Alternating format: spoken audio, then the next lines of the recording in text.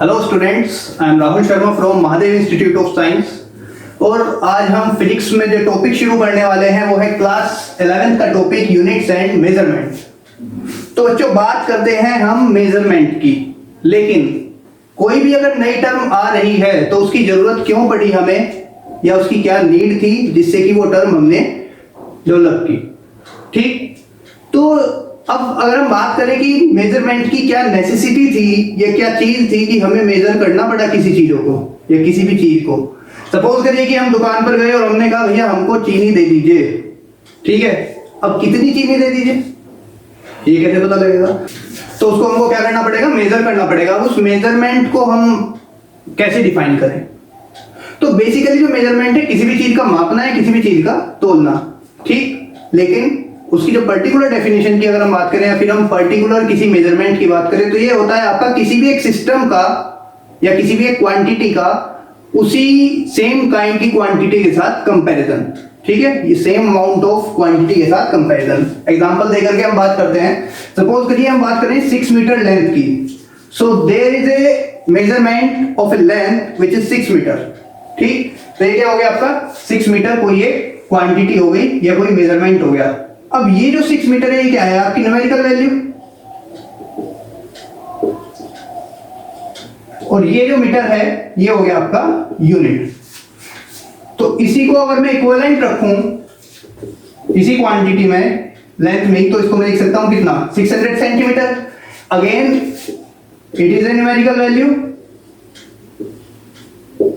And it is also unit.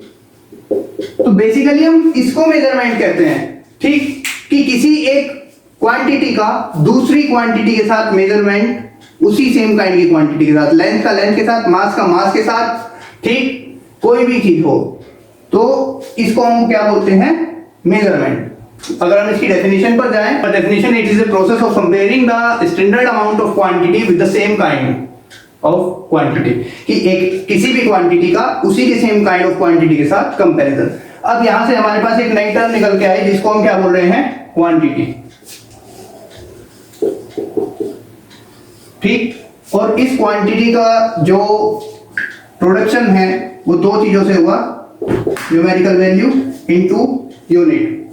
क्या, numerical value into unit. Numerical हम बोलते हैं किसी भी चीज का मैग्नीट्यूड। सपोज हमको 5 किलो चीनी लेनी है तो 5 क्या हो गया, उसमें क्या हो गया, उसमें 5 हो गया आपका मैग्नीट्यूड।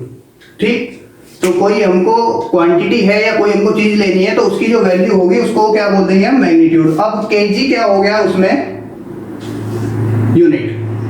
क्लियर? सो 5 किलो चीनी हमको लेनी है तो उसमें 5 तो हो गया आपका मैग्नीट्यूड और केजी हो गया आपका यूनिट। अब इस क्वांटिटी को डिफाइन करना है हमको। ठीक है, तो फिजिकल क्वांटिटी हम इसको नाम देते हैं। फिजिकल क्वांटिटी की अब हम बात करते हैं। अब फिजिकल क्वांटिटी हम किसको बोलते हैं, तो वो सारी क्वांटिटी, हर एक क्वांटिटी जो किसी भी चीज को डायरेक्टली या इनडायरेक्टली मेजर करती है इन टर्म्स ऑफ फिजिक्स। ठीक, या फिजिक्स की टर्म में मैथमेटिकली हम किसी चीज को अगर डायरेक्टली और इनडायरेक्टली मेजर कर रहे हैं तो इस तरीके की क्वांटिटी को हम क्या बोलते हैं, फिजिकल क्वांटिटी। अब फिजिकल क्वांटिटी होती है हमारे पास दो तरीके की। ठीक है, जो अब तक हमने पढ़ाया, there are 2 types of physical quantities. First is fundamental quantities like fundamental particles. Second है हमारे पास में derived quantities. Derived quantities first हो गई आपकी fundamental quantity. Fundamental particles, fundamental quantities किनको हम बोलते हैं, फंडामेंटल पार्टिकल्स की हम बात करें तो proton, electron, neutron, these are the fundamental particles. Similarly तो पहली होगी आपकी फंडामेंटल क्वांटिटी। अब फंडामेंटल क्वांटिटीज उनको बोलते हैं हम जो किसी दूसरी क्वांटिटी पर क्या करती हैं, डिपेंड नहीं करती। All those physical quantities which are independent of other physical quantities like length. Length को हमको मेजर करना है 5 मीटर, तो 5 मीटर लेंथ है। क्या इसको डिफाइन करने के लिए मुझे किसी दूसरी क्वांटिटी की जरूरत है? क्या मुझे मास की जरूरत पड़ेगी लेंथ को बताने के लिए? आपने पूछा आपकी हाइट कितनी है, मैंने कहा मेरी हाइट 6 फीट है। तो क्या मुझे अपना मास बताने की जरूरत पड़ी? नहीं। या मुझे अपना वेट बताने की जरूरत पड़ी? नहीं। तो मैंने एक सिंगल यूनिट से क्या कर दिया, एक क्वांटिटी डिफाइन कर दी जिसको मैंने क्या कहा, लेंथ। सेम मास, मास की अगर हम बात करते हैं, किसी भी इंसान का मास कितना है 50 केजी, तो क्या उसके लिए मुझे उसकी लेंथ बताने की जरूरत पड़ी? नहीं। तो सिंपल सी चीज है, वो फिजिकल क्वांटिटी जो अपने आप को ही रिप्रेजेंट करती है बिना किसी दूसरी जो क्वांटिटी है उसकी मदद के। सिंपल सी बहुत ही एक वन लाइन डेफिनेशन अगर हम दे, all those physical quantities which are independent of other physical quantities. ऐसी हमारे पास 7 फंडामेंटल क्वांटिटीज हैं। There are 7 fundamental quantities। हमारे पास कितनी फंडामेंटल क्वांटिटीज हैं? 7। अब आपको मैं यहां पर उन 7 फंडामेंटल क्वांटिटीज के बारे में बता देता हूं। पहली जो आपकी फंडामेंटल क्वांटिटी है वो है लेंथ। सेकंड जो आपकी फंडामेंटल क्वांटिटी है वो हो जाएगी आपकी मास। थर्ड जो आपकी फंडामेंटल क्वांटिटी हो जाएगी वो हो जाएगी आपकी टाइम। फोर्थ फंडामेंटल क्वांटिटी हम बताएं तो यहां पर हो जाएगा टेम्परेचर। फिफ्थ अगर हम फंडामेंटल क्वांटिटी की बात करें तो ये हो जाएगा आपका current, electric current. Sixth fundamental quantity की बात करें तो ये हो जाएगा आपका ल्यूमिनस इंटेंसिटी।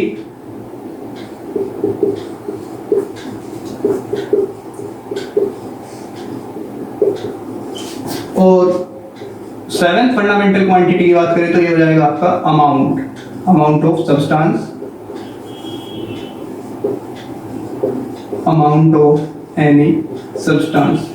अब हम बात करते हैं डिराइव्ड क्वांटिटीज की। तो डिराइव्ड क्वांटिटीज किन्हें बोलते हैं? All those physical quantities which depends on other physical quantities, जो दूसरी फिजिकल क्वांटिटीज पर डिपेंड करती हैं। All those physical quantities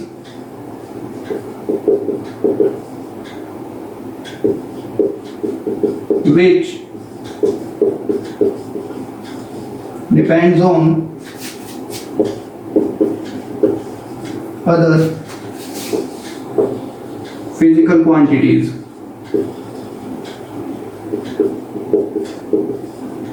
For example, speed ले लीजिए। स्पीड एक क्वांटिटी है। फॉर्मूला क्या होता है स्पीड का? Distance upon time. ठीक, तो डिस्टेंस अपॉन टाइम। अब डिस्टेंस एक यूनिट हो गई और दूसरी टाइम। तो ये क्वांटिटी है जो हमको दो क्वांटिटी के कॉम्बिनेशन से मिलती है।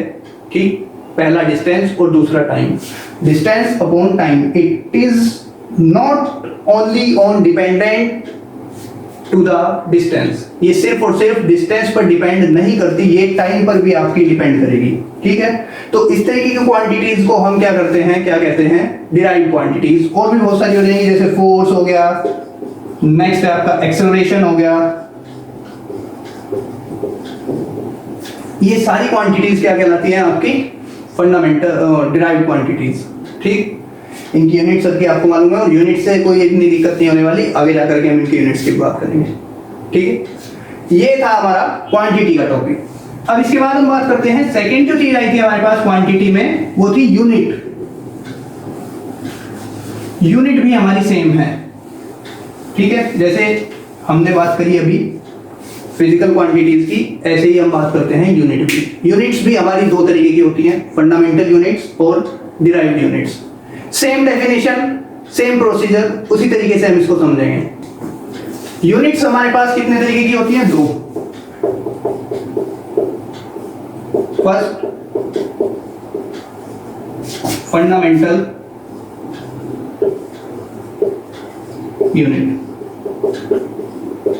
डेफिनेशन सेम है। वो यूनिट जो दूसरी क्वांटिटी पर डिपेंड नहीं करती, उनको हम क्या बोलते हैं? Fundamental units. जैसे लेंथ की यूनिट हो गई मीटर, क्लियर। सेकंड, टाइम की यूनिट हो गई सेकंड।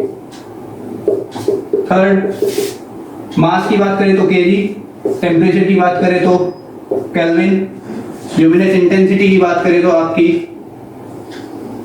कैंडेला, और इसके बाद हम बात करें अमाउंट ऑफ सब्सटेंस की तो उसकी हो जाएगी हमारे पास यूनिट मोल। 7th हो जाएगी आपकी करंट, एम्पियर। ठीक, तो ये सारी यूनिट क्या है हमारे पास, फंडामेंटल, हम इनको यूनिट्स बोलते हैं। ठीक है, डिराइव्ड यूनिट्स की बात करते हैं।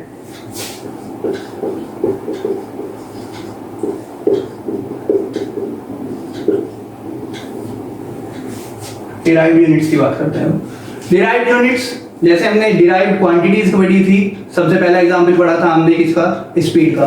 स्पीड की यूनिट की बात करें अगर हम, तो स्पीड का जो फॉर्मूला होता है वो होता है आपका डिस्टेंस अपॉन टाइम,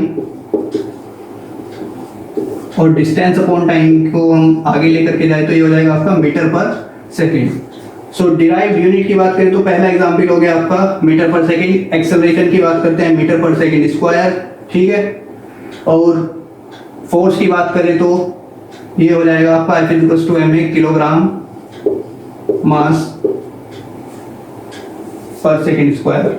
ठीक, और इसको हम लिख सकते हैं न्यूटन, क्योंकि साइंटिस्ट जो थे हमारे न्यूटन ने इसको डेवलप किया था, तो इसलिए हम इसको क्या बोलते हैं, न्यूटन का हमने इसको नाम दे दिया। तो डिराइव्ड यूनिट्स के बाद बच्चों हम बात करेंगे सिस्टम ऑफ यूनिट्स की। तो सिस्टम ऑफ यूनिट को हम कैसे डिफाइन करें, एक ऐसा सेट जो किन्हीं भी फंडामेंटल क्वांटिटीज को और डिराइव्ड क्वांटिटीज को मेजर करने में हेल्पफुल होता है। ठीक, a complete set of unit which is used to measure the four kinds of fundamental and physical quantities is called system of unit. मैं डेफिनेशन लिख देता हूं। तो हम बच्चों बात करते हैं सिस्टम ऑफ यूनिट्स की। तो ये क्या कहलाया था, अभी जो हमने इसको डिफाइन किया था, सिस्टम ऑफ यूनिट्स। ठीक, a complete set of unit which is used to measure all kind of fundamental and derived units।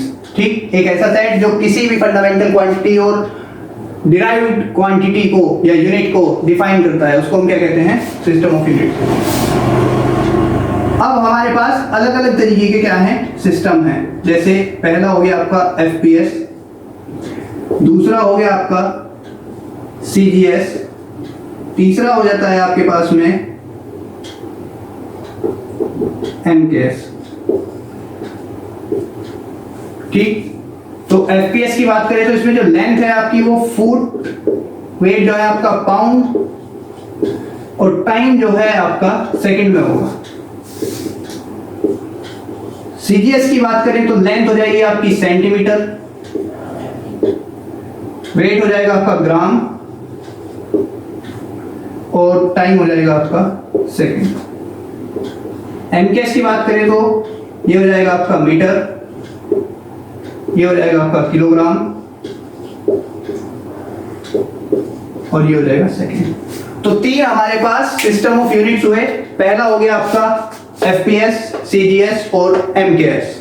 ठीक है, तो अब हमने किसी को कहा कि भैया मेरे को 1 मीटर कपड़ा दे दो, दूसरा बंदा है उसने कहा 100 सेंटीमीटर दे दो।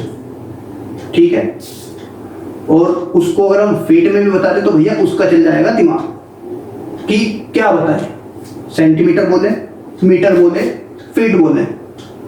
तो तीनों तो आपने पढ़ लिए। अब स्टैंडर्ड इंटरनेशनल सिस्टम पे या एक स्टैंडर्ड सिस्टम ऑफ यूनिट या स्टैंडर्ड यूनिट किसको लें हम, तो हमने एक और सिस्टम बना दिया, क्योंकि साइंटिस्ट हमारे पास बहुत अच्छे अच्छे हैं। उन्होंने क्या किया, एक और सिस्टम दे दिया, ऐसा यूनिट जिसको हम बोलते हैं। इसका नाम है बच्चों स्टैंडर्ड सिस्टम ऑफ यूनिट्स, और इस स्टैंडर्ड सिस्टम को हमने लिख दिया एमकेएस। क्या लिख दिया, एमकेएस, यानी कि लेंथ होगी आपके मीटर में, जो मास होगा आपका किलोग्राम में, और टाइम तो एक यूनिवर्सल चीज है, वक्त बदलता है लेकिन यूनिट सेम रहेगी, और यूनिट होगी उसकी सेकेंड। क्लियर, तो ये हो गया क्या आपका एमकेएस में। एमकेएस में मुझे आपको बताने की जरूरत नहीं है, लेंथ मीटर हो जाएगी, मास किलोग्राम, और टाइम हो जाएगा आपका सेकेंड। अब हमने किसी को भी लेंथ बतानी है, ठीक है, तो वो किसमें बतानी है, मीटर में। लार्ज डिस्टेंसेस होंगे तो उसको मत मीटर में बता देना कि हमने पूछा भैया यहाँ से मेरठ तक की दूरी कितनी है, कि मुजफ्फरनगर से मेरठ कितना है, वो हो गया कितना 60 किलोमीटर। कभी उसको बता दो कि भैया 60,000 मीटर है, उसको स्मॉल क्वांटिटी में ही रखना 60 किलोमीटर, ताकि उसको न्यूमेरिकल वैल्यू बहुत ज़्यादा बड़ी ना लगे। तो यहाँ से हमारे पास एक चीज़ समझ में आ गई है यूनिट्स के खेल से ही, कि जितनी छोटी न्यूमेरिकल वैल्यू होगी उतनी ही बड़ी क्या हो जाएगी आपकी यूनिट, और जितनी बड़ी न्यूमेरिकल वैल्यू होगी उतनी ही छोटी क्या हो जाएगी आपकी unit. Larger the size of the numerical value smaller will be the unit. Clear? तो ये था आपका सिस्टम ऑफ यूनिट्स का खेल। अब आपको यूनिट किस में लेनी है? एसआई सिस्टम में हर एक क्वांटिटी की जो है एसआई यूनिट होती है। तो यहाँ पर जो मैं टेबल आपको बना करके बताने जा रहा हूँ, इससे पहले भी मैंने आपको यूनिट बता दी है, लेकिन उनके सिंबल, उनकी यूनिट मैं आपको फिर से बता दूं। ठीक, ये हो गई क्वांटिटी, ये हो गई आपकी यहां पर क्या एसआई यूनिट, और ये हो गया आपका सिंबल। पहली फर्स्ट जो आपकी क्वांटिटी थी लेंथ, यूनिट हो जाएगी आपकी मीटर और सिंबल हो जाएगा स्मॉल एम। सेकंड मास, यूनिट हो जाएगी आपकी किलोग्राम और सिंबल हो जाएगा आपका क्या केजी।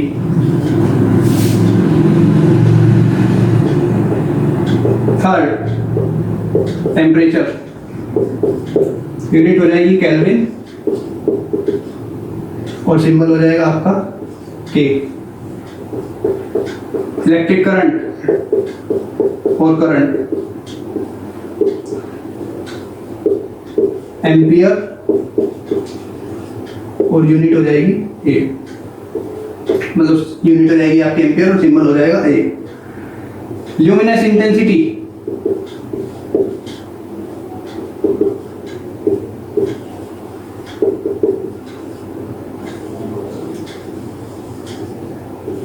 कैंडेला। सिक्स